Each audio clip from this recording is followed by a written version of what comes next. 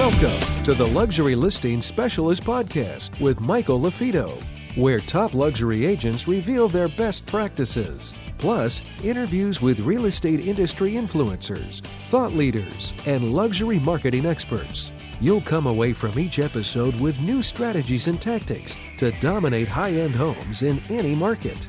And now for the latest episode of Luxury Listing Specialist. Here's your host, luxury real estate expert, coach, and trainer, Michael LaFido. Hey everybody, welcome back. Michael LaFido. Welcome to our podcast here, Luxury Listing Specialist. You're in the right place if you're a team leader, you're an individual agent, you're a broker owner, and you're looking to work smarter, not harder, and increase your average sale price in 2023 and beyond. It's hard to believe we're already talking about goal setting for next year, but we have a long time to finish the year strong. Don't give up on your goals yet. Got plenty of time left. Here we are only in September. So let's finish strong. I always tell my kids, finish, right? So we got over 25% left of the year. So make sure you finish strong. Today, before I bring my guest on, Kevin, just a couple housekeeping items. If you guys have any questions, shoot me an email, michael@marketingluxurygroup.com, michael@marketingluxurygroup. If you have a question for today's guest or for me or anything, please shoot me a note. Just a reminder, our next book is due to come out in October, Secrets of Top Luxury Agents. Have a couple spots left. If you're interested, go to Secrets of Top Luxury Agents. And we are excited to announce we just launched one-on-one coaching. We've coached a lot of agents over the years, but never had a formal one-on-one coaching. It's just been word of mouth. We just rolled out our formal one-on-one coaching. If you are interested, go to luxurylistingspecialist.com/consultation. Again, luxurylistingspecialist.com/consultation. All right, let's get right into things. We're going to be talking today about building communities and growing your real estate team. I have my guest on, Kevin Kauffman. Thank you so much for joining us. Tell everybody a little bit about you and how you are the expert with building communities and growing real estate teams. Yeah, first of all, Michael, thank you for having me on. I appreciate it.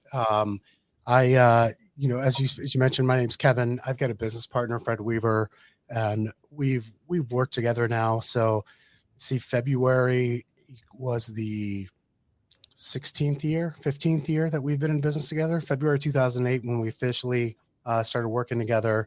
I got licensed just about 6 months before that. So, in that time, we started a real estate team called Group 4610. In that time, we've sold about 3,000 homes, just a little over, maybe 3,500. We've scaled our team across different cities and states. We are mainly focused here in the Phoenix metro area, but we've been selling real estate in Denver, Colorado since 2014, San Luis Obispo, California since 2017, and Nashville, Tennessee as well since 2015. So we've got quite a bit of experience, lots of failures, as you could imagine. We also run a podcast called the Next Level Agents Podcast, where we talk about, just had you on as a guest, and talk about everything from selling more real estate to becoming a better entrepreneur and better person by just interviewing some of the best in the industry. So that's a little bit about myself. Success leaves clues, as Tony Robbins says. So that's what you're doing with your podcast. Likewise here. How many episodes you guys have out, Kevin? I've lost count. It's somewhere over 400 at this point. Wow. My first one I recorded would have been November of 2018. So coming up on 5 years. Jeez, good for you. Yeah, I've always really liked to talk to experts and sort of just ask them questions at length. And I feel like a podcast gives me an excuse to do that without it being too socially awkward. I agree. I agree. It's I've really enjoyed. Sometimes you've heard the term teacher learns best. Well, sometimes interviewer learns best too, right? And hopefully we'll be leaving some clues today. So let's talk about building communities. What do you mean by that? And what are, a couple tips that you have for agents, broker owners, team leaders about building communities, Kevin? Yeah, I think so. First of all, I think some of the things I'll share, they can seem a little maybe pie in the sky, but I want to challenge the listener to think about how could I actually execute this. And I think the very first thing comes down to first of all, what kind of community do I want to build, right? How is that going to serve my business? For most of us selling real estate, that looks like a real estate team, or it may look like, for lack of a better word, our farm, or where we like to network, again, to use another generic word, Sure. to generate business. Or it could look like, you mentioned a coaching program. It could look like that as well. So I think, first of all, kind of step one is defining what is the community I'm trying to build. And then I think the next step, that what we've got to ask ourselves is, well, who do I want to be a part of that community, right? Are these buyers and sellers? Are these other real estate professionals? Are they potentially paying clients? Things like that. And then once you do those, by the way, I think most people never stop to think about those two things. They never stop to define what it is they're going after. They think it's kind of that ready, fire, aim. And don't get me wrong, I'm a ready, fire, aim guy. I really am. But if we never take the time to aim or think about what we're aiming at, then it doesn't matter what we're hit, and we're probably never going to hit what we're actually going after. And so, I mean, some people will get there from sheer number of hours worked, but I'm a person that believes in, I view my real estate business as a business. I work Monday through Friday. I work kind of like a 9 to 5 deal. I don't work weekends. I don't work evenings. A lot of people think you can't really do that. And it's incorrect. I can. Sold thousands of houses that way. So we've got to be really clear on what we're going after. And then when we're clear on who we want to be a part of our community, then it comes down to, how do I make them a part of my community? So when I think of like my buyers and sellers that, or my sphere of influence, if you will, I think of what are the different touch points I have for them. How am I staying in contact with them? How am I letting them know that they're on my mind? Or if it comes to, say, agents on my team, same thing, kind of the same questions. How do I let them know that I'm here for them? How do I provide value to them? How do I make a difference for them? And the same thing for other agents in my greater network.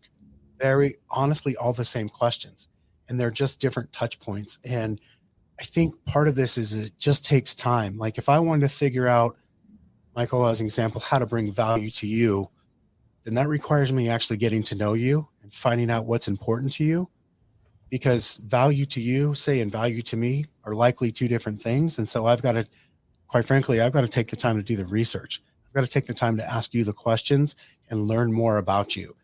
And the truth is, that's not super scalable, except that it is. It just takes a long time. It's compound interest.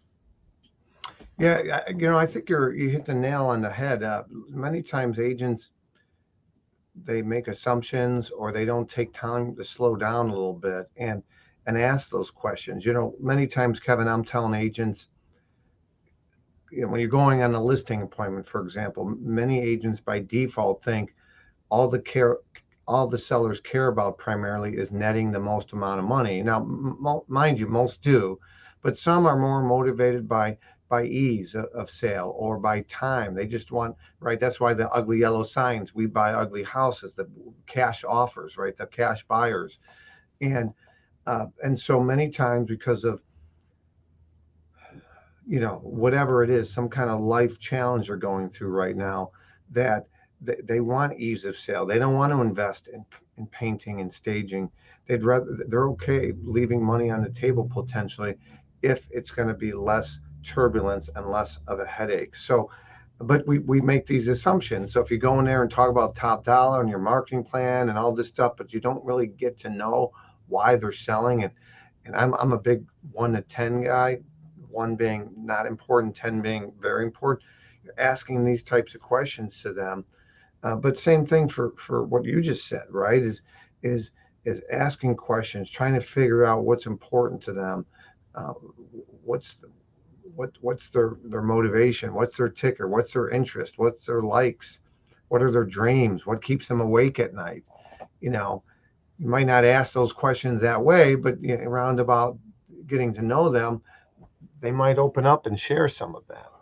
Absolutely. And I find most people are open. It's a matter of how you ask the questions, or do you even ask the questions, and do you find a way to sort of do that naturally? Some people will, I'm going to say this. I think it helps immensely to just be naturally curious, or even if it's not natural, to force yourself to be curious, to actually learn about the other person that you're talking to and find out something about their background, find out something about their future or things that they're worried about, because that is how you start to actually understand people. And when you understand people, it's not hard to quote unquote sell them something or build a relationship such that you can benefit each other. It really isn't that hard. It just takes time. And I think we all want to be successful right now. We all want deals in the next 30 days.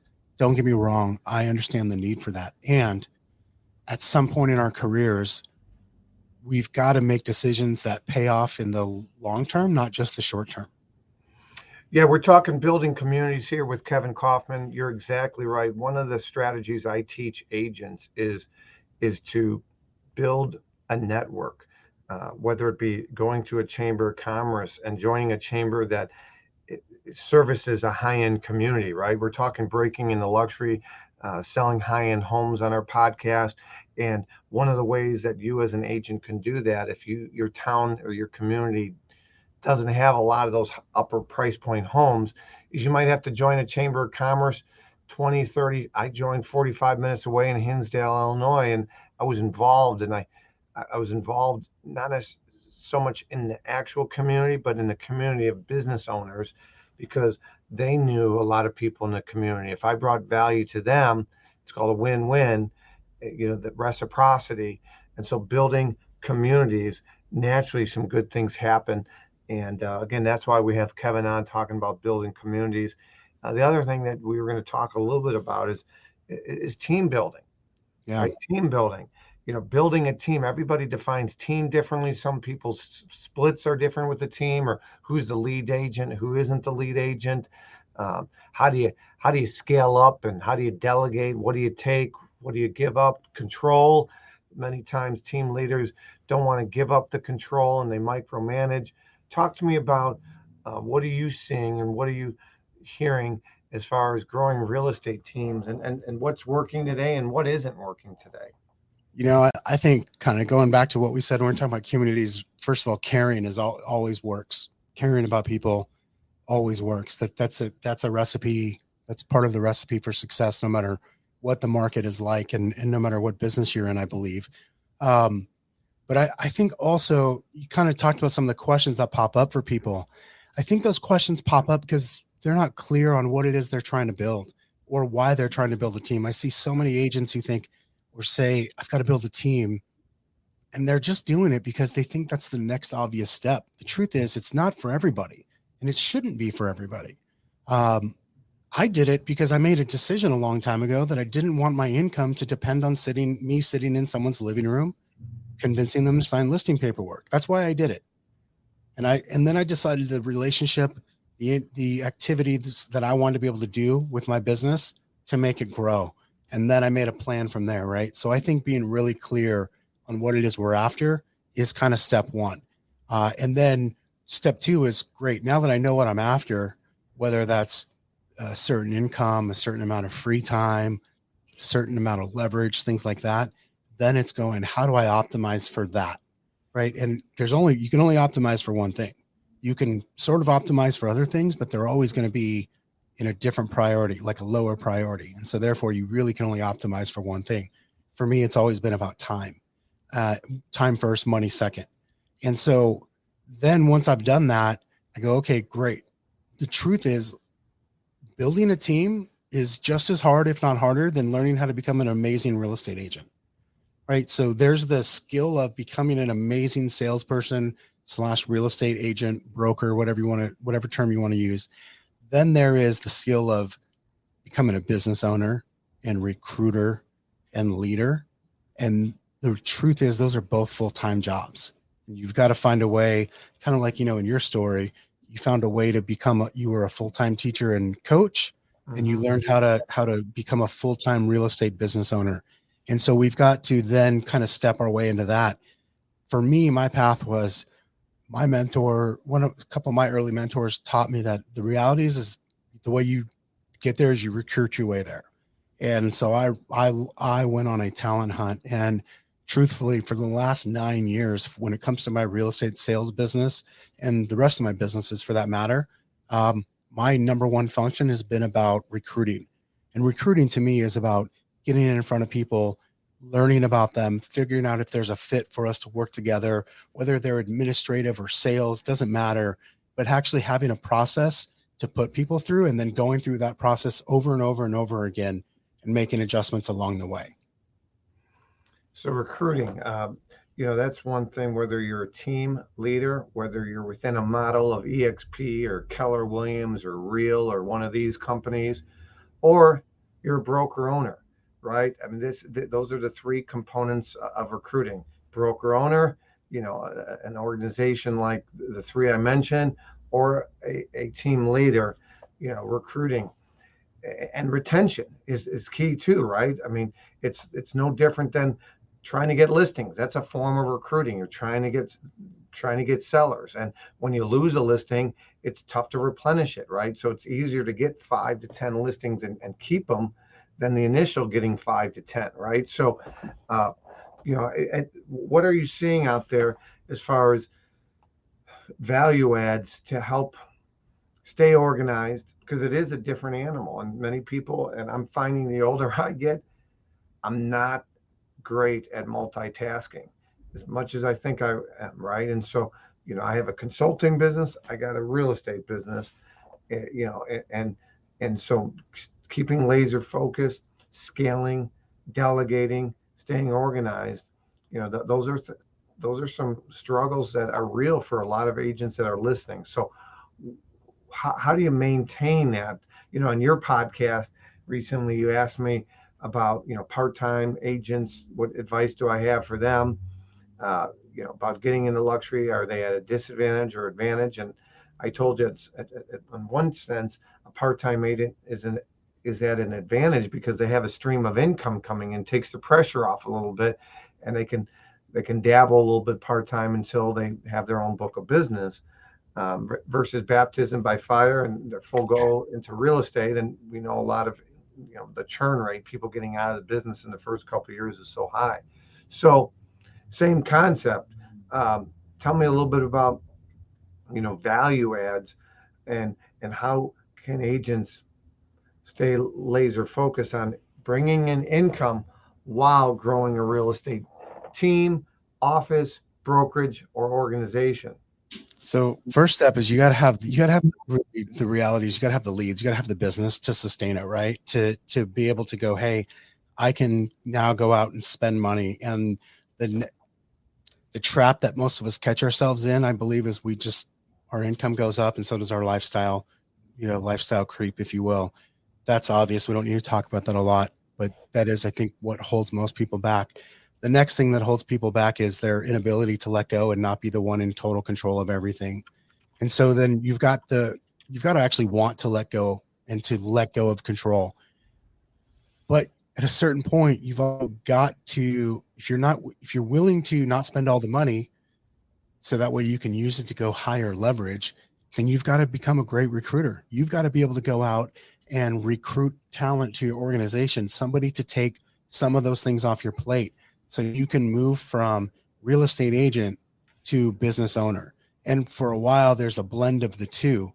And I see so many people they dance back and forth and they never really commit to one side or the other. And it's not that there's a right or wrong answer. There's just a right or wrong answer for each of us as individuals. Mm-hmm. And so we've got to commit all the way. And then I think when you talk about someone, say like yourself or myself, who's okay, we're kind of been down the road. I can't do everything. I don't want to do everything.